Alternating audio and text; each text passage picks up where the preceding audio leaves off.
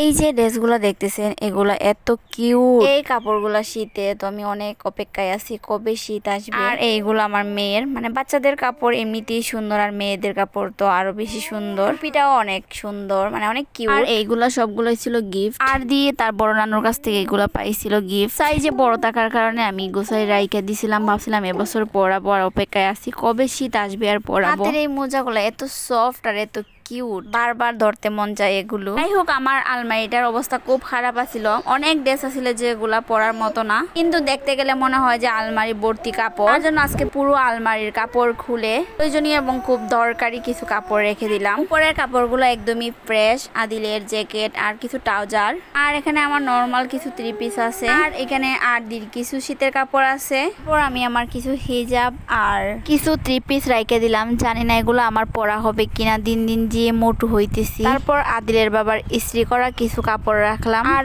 আদির কিছু জামা। আর এই পাটের কাগজটা চেঞ্জ করার দরকার, এই কারণে আদিলের কাপড়গুলো উঠানো হয়নি। আমার আলমারির নিচের দিকে আর একটা পার্ট আছে, এখানে আমি সবার বাকি কাপড়গুলো রেখে দিছি। এবার আসছি আদির ডয়ারে, মানে ওয়ার্ড্রপের ডয়ারে, যেখানে রেগুলার ইউজের কাপড় রাখা হয়। এখানে তো ডাইপারের ব্যাগে ফুল ডয়ার নিয়ে নিচ্ছে। আজকে আমি আদির ডয়ারটা একটু সেট করব। কিছুদিন আগে আদিলের ডয়ারটা একটু সেট করে দিছিলাম। আদিলের কাপড় কখনো ছিল না, তবে কালার নষ্ট হয়ে যাওয়ার কারণে কিছুদিন পর পরে আদিলের ডয়ারের কাপড়গুলা চেঞ্জ করে দেওয়া লাগে। যেহেতু আদিল ধুলাবালুতে খেলাধুলা করে, যার কারণে আদিলের কাপড়ের কালার খুবই তাড়াতাড়ি নষ্ট হয়ে যায়, মানে বেশি বেশি ধোয়া হয় কাপড়গুলা। কাপড়ের কালার নষ্ট হয়ে গেলে দেখতেও খারাপ লাগে। আর আদিল আর আদির ডয়ার বেশি দিন পরিষ্কার থাকে না, মানে কিছুদিন গেলেই দেখা যায় সবকিছু এলোমেলো হয়ে গেছে। আদিল তো আদিলের ডয়ারটা নিজেই নষ্ট করে, একটা বের করতে গিয়ে আরো দুইটা নষ্ট করে। আর আদিকে যেহেতু অনেকেই রাখে কুলে, তো যে যখন যেটা মন চায় নিয়ে যাইতেছে ডয়ার থেকে কাপড় খুইলা, তখন দেখা যায় খুব তাড়াতাড়ি ডয়ারের কাপড়গুলো এলোমেলো হয়ে যায়। তো আজকে একটু ঘুম পাড়াইছিলাম, ভাবলাম যে ডয়ারটা পরিষ্কার করব, এর মধ্যে ঘুম থেকে উইটা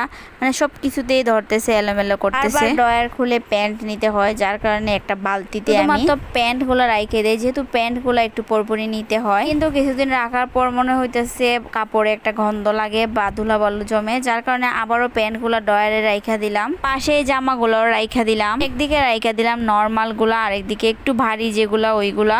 সাথে কিছু প্যান্ট মানে পায়জামা রেখে দিলাম, যেহেতু এখন একটু একটু হাঁটতে শিখতেছে, নিচে নাইমা যায়, যার কারণে মনে হয় যে পায়ে ব্যথা পাবে বা পায়ে সমস্যা হবে, এই কারণে পায়জামা পরাই নামাই দিলে একটুও হয়।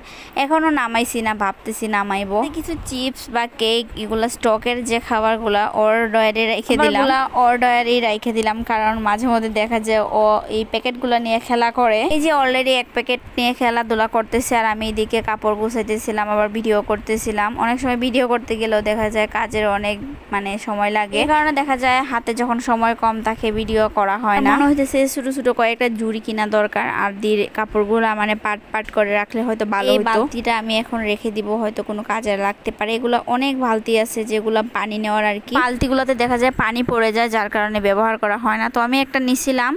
আর এখানে ছোটবেলার অনেক কিউট কিউট কিছু জামা আছে বা রম্পার আছে, যেগুলো আমি স্মৃতি হিসাবে রেখে দিব। তো এখন আলাদা করে রাখবো, পরে অবশ্য ধুয়ে দিব, পরিষ্কার করে রেখে দিব। হাতে গোনা কয়েকটা কাপড় রেখে দিব মানে স্মৃতি হিসাবে, আর বাকিগুলো রেখে দিব আশেপাশে কাউকে দেওয়ার জন্য।